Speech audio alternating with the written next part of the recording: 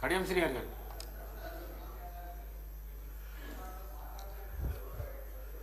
అధ్యక్ష, షెడ్యూల్ కులాల వర్గీకరణ బిల్ పైన మాట్లాడే అవకాశం కల్పించినందుకు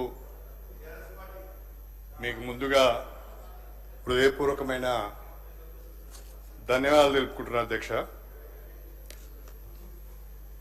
రాష్ట్ర ప్రభుత్వం ఒక సాహసోపేతమైన నిర్ణయం,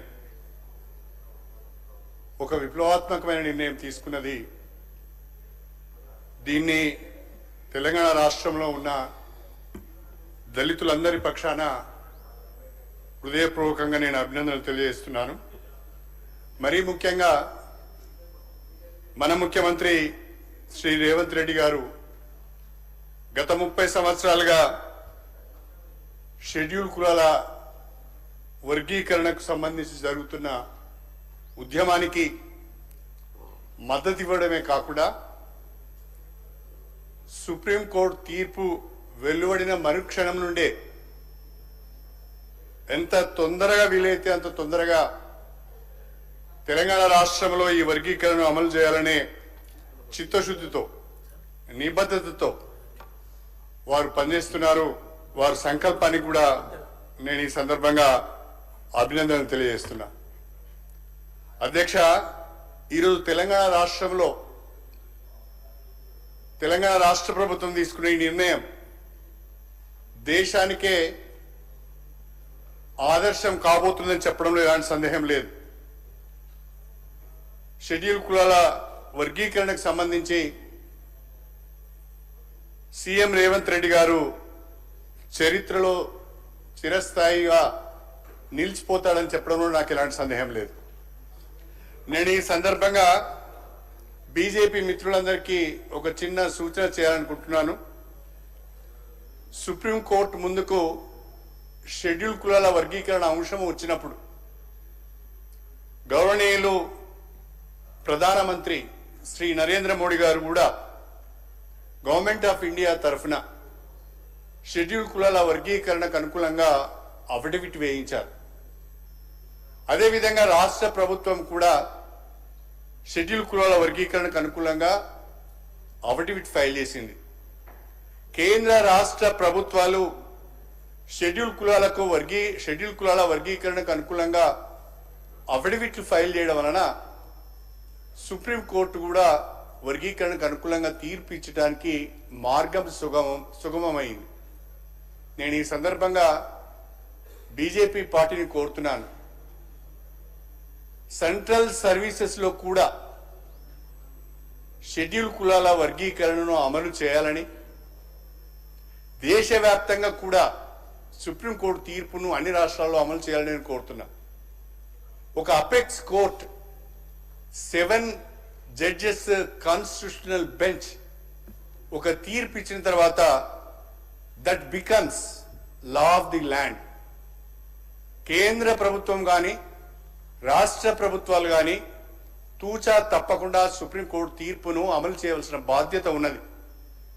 తెలంగాణ ఒక అడుగు ముందుకు వేసి షెడ్యూల్ కులాల వర్గీకరణను సుప్రీంకోర్టు తీర్పుకు లోబడి అమలు చేస్తున్న క్రమంలో కేంద్ర ప్రభుత్వం కూడా సెంట్రల్ సర్వీసెస్ లో షెడ్యూల్ కులాల వర్గీకరణ అమలు చేసే ప్రక్రియను చేపట్టాలని, అన్ని రాష్ట్ర ప్రభుత్వాలకు కూడా ఆ మేరకు ఆదేశాలు ఇవ్వాలని చెప్పి మీ ద్వారా నేను భారతీయ జనతా పార్టీ మిత్రులను కోరుతున్నాను. అధ్యక్ష, చాలా మంది మాట్లాడుతున్నారు, చాలా విషయాలు ప్రస్తావించారు, జడ్జిమెంట్స్ కూడా ప్రస్తావించారు. కానీ సుప్రీంకోర్టులో షెడ్యూల్ కులాల వర్గీకరణకు సంబంధించిన ఆర్గ్యుమెంట్స్ జరుగుతున్నప్పుడు అక్కడ కూర్చున్న న్యాయమూర్తులు కానీ ఆర్గ్యుమెంట్స్ లో పార్టిసిపేట్ అయిన న్యాయవాదులు కానీ అన్ని రకాలైన జడ్జిమెంట్లను న్యాయస్థానం దృష్టికి తీసుకొచ్చారు. చట్టాలు కావచ్చు, రాజ్యాంగంలో ఉన్న నిబంధనలు కావచ్చు, షెడ్యూల్ కులాల పరిరక్షణకు సంబంధించిన అంశాలు కావచ్చు, ఆర్టికల్స్ కావచ్చు, అన్నిటిని కూడా సుప్రీంకోర్టు దృష్టికి తీసుకొచ్చారు. అవన్నీ విన్న తర్వాతనే, అవన్నీ పరిగణలోకి తీసుకున్న తర్వాతనే సుప్రీంకోర్టు ఈ చారిత్రాత్మకమైన తీర్పునిచ్చింది. సుప్రీంకోర్టులో ఉన్న న్యాయమూర్తుల కంటే అంతకంటే గొప్ప న్యాయ కోవిధిలో మనం కాం.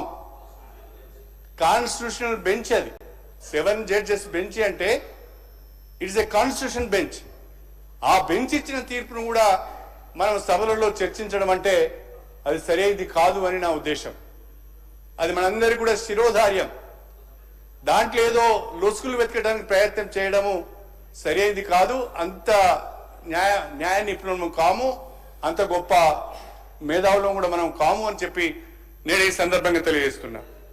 మరొక మాట చెప్పాలి అంటే డాక్టర్ బిఆర్ అంబేద్కర్ గారు ఏవైతే రిజర్వేషన్లు షెడ్యూల్ కులాలకు, షెడ్యూల్ తెగలకు బేసింగ్ ఆన్ సోషల్ బ్యాక్వర్డ్నెస్ వారు రిజర్వేషన్లు కల్పించారో ఆ రిజర్వేషన్లు జనాభా ప్రాతిపదికన అందరికీ సమపాలలో అందినప్పుడే అందరూ కూడా సరైన పద్ధతిలో ఎదగడానికి అవకాశం ఉంటుందని వారు చెప్పారు. ఒక మాటలో చెప్పాలంటే షెడ్యూల్ కులాల వర్గీకరణ అనేది డాక్టర్ బిఆర్ అంబేద్కర్ గారి స్ఫూర్తికి అనుగుణంగానే ఉందని చెప్పడంలో నాకు ఎలాంటి సందేహం లేదు. ఒక మాటలో చెప్పాలి అంటే ఈనాటి వర్గీకరణ అన్ని సామాజిక సూత్రాలకు, అన్ని న్యాయ సూత్రాలకు, అన్ని రాజ్యాంగ సూత్రాలకు లోబడి జరుగుతున్నది. ఎవరికి ఏ రకమైన అనుమానాలు ఉండవలసిన అవసరం లేదు. అన్ని ప్రభుత్వాలు, గతంలో ఉన్న తెలుగుదేశం, ఆ తర్వాత వచ్చిన కాంగ్రెస్ ప్రభుత్వం, ఆ తర్వాత వచ్చిన బీఆర్ఎస్ ప్రభుత్వం, మళ్ళీ ఇప్పుడు వచ్చిన కాంగ్రెస్ ప్రభుత్వం, అన్ని ప్రభుత్వాలు, అన్ని రాజకీయ పార్టీలు, అన్ని ప్రజా సంఘాలు ఒక్క మాటలో చెప్పాలంటే దండోరా ఉద్యమానికి, షెడ్యూల్ కులాల వర్గీకరణకు సమాజం మొత్తం యొక్క మద్దతున్నది, ఆమోదం ఉన్నదని చెప్పడంలో నాకు ఎలాంటి సందేహం లేదు. అధ్యక్ష, దానితో పాటుగా అనేక కమిషన్ల గురించి మాట్లాడుతున్నాం. మీకు తెలియంది కాదు, లోకూర్ కమిటీ రిపోర్ట్లో ఏముంది, రామచంద్రరాజు కమిషన్ రిపోర్ట్లో ఏముంది, ఉషా మెహ్రా కమిషన్ రిపోర్ట్లో ఏముంది, 7 జడ్జెస్ కాన్స్టిట్యూషన్ బెంచ్ తీర్పు రకంగా ఉంది. మొన్నటికి మొన్న జస్టిస్ షమీమ్ అఖ్తర్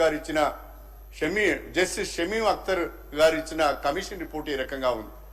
దాదాపుగా ఇప్పుడు నేను పేర్కొన్న అన్ని రిపోర్ట్లు కానీ, అన్ని కమిషన్ల రిపోర్ట్లు, సుప్రీంకోర్టు తీర్పు అన్ని కూడా షెడ్యూల్ కులాల వర్గీకరణకు అనుకూలంగా ఉన్నప్పుడు ఇంకా దీని గురించి మాట్లాడుకోవడం, చర్చోపచర్చలు చేయడం, ఇంకా దీన్ని కాలయాపన చేసే ప్రయత్నం చేయడం అంటే ఇది ఒక రకంగా మాదిగలకు, మాదిగ ఉపకులాలకు, మొత్తం దళిత జాతికి అన్యాయం చేసినట్టుగానే భావించవలసి వస్తుంది అని చెప్పి నేను ఈ సందర్భంగా సవినయంగా తెలియజేసుకుంటున్నాను. రాష్ట్ర ప్రభుత్వం అన్నింటినీ పరిగణలోకి తీసుకొని, అన్ని విషయాలను పరిగణలోకి తీసుకొని షెడ్యూల్ కులాల వర్గీకరణను ఏబిసిగా 3 గ్రూపులుగా వర్గీకరణ చేసింది. ఈ 3 గ్రూపుల వర్గీకరణ కూడా మేము సమర్థిస్తూ క్రీమీ లేయర్, సుప్రీంకోర్టు జడ్జిమెంట్ లో పొందుపరిచిన క్రీమీ లేయర్ అంశాన్ని కేబినెట్ ఆమోదించకపోవడం మేము స్వాగతిస్తున్నాం. దాంతో పాటుగా ఒక విజ్ఞప్తి మాత్రం చేయాలనుకుంటున్నాను. వాస్తవంగా ఈ రోజు రాష్ట్రంలో షెడ్యూల్ కులాల జనాభా 17.5గా ఉంది. రేపు అది 18% కూడా కావచ్చు. నేను గౌరవ ముఖ్యమంత్రి గారిని, రాష్ట్ర ప్రభుత్వాన్ని మీ ద్వారా అభ్యర్థిస్తున్నాను. మీరు షెడ్యూల్ కులాల వర్గీకరణ చేసి ఒక అడుగు ముందుకు వేసి దళితుల జీవితాలలో కొత్త వెలుగు నింపే ప్రయత్నం చేస్తున్నారు. దేశానికే రోల్ మోడల్గా నిలుస్తున్నారు. రేపు జనాభా ప్రాతిపదికన షెడ్యూల్ కులాల రిజర్వేషన్ 18%కు పెంచి దేశానికి ఆదర్శంగా మన ప్రభుత్వం, మన రేవంత్ రెడ్డి గారు నిలబడాలని చెప్పి నేను హృదయపూర్వకంగా కోరుకుంటున్నాను. దళితులందరం కూడా రేవంత్ రెడ్డి గారి వెనుక ఉన్నాం, కాంగ్రెస్ పార్టీ వెనుక ఉన్నాం. చాలా రోజుల తర్వాత, 30 సంవత్సరాల సుదీర్ఘ పోరాటం తర్వాత ఈరోజు కళ సాకారం కాబోతున్నది. 1994లో ఈ ఉద్యమం ప్రారంభమైంది. 1994లో ఈ ఉద్యమం ప్రారంభమైన రోజున నేను ఈ శాసనసభలో మంత్రిగా ఉన్నాను. అదేవిధంగా ఇవాళ దీనికి చట్టబద్ధత కల్పించే రోజున కూడా నేను ఈ శాసనసభలో ఉన్నాను. 30 సంవత్సరాల ఈ సుదీర్ఘ దండోరా ఉద్యమంలో ఎంఆర్పిఎస్ ఉద్యమంలో నేను ఒక కార్యకర్తగా పనిచేశాను, ఒక నాయకునిగా పనిచేశాను, అన్ని రకాల ఉద్యమానికి నేను సహకారాన్ని అందించాను. ఇన్ని రోజుల తర్వాత అనేక మంది బిడ్డలు ప్రాణాలు కోల్పోయిన తర్వాత, అనేక మంది అనేక రకాలుగా నష్టపోయిన తర్వాత ఈరోజు షెడ్యూల్ కులాల వర్గీకరణకు ఒక పరిష్కారం లభించడం, అది చట్టరూపం దాల్చపోవడం చాలా సంతోషము. ఈ యొక్క కార్యక్రమాన్ని, ఇంత చక్కటి నిర్ణయాన్ని, ఇంతటి విప్లవాత్మకమైన నిర్ణయాన్ని కాంగ్రెస్ ప్రభుత్వం తీసుకొని వర్గీకరణ చేపట్టే విధంగా ముందడుగు వేస్తున్నందుకు వారికి హృదయపూర్వకమైన నేను ధన్యవాదాలు, కృతజ్ఞతలు తెలియజేసుకుంటూ అదే పద్ధతిలో రేపటి బడ్జెట్లో కూడా 18% దళితుల యొక్క జనాభాను పరిగణలోకి తీసుకొని 18% బడ్జెట్లో నిధులు కేటాయించాలని చెప్పి కూడా నేను రాష్ట్ర ప్రభుత్వాన్ని మీ ద్వారా అభ్యర్థిస్తూ, మీరు నాకు ఈ అవకాశం ఇచ్చినందుకు ధన్యవాదాలు తెలుపుకుంటూ సెలవు తీసుకుంటున్నాను. శ్రీ పాయల్ శంకర్ గారు.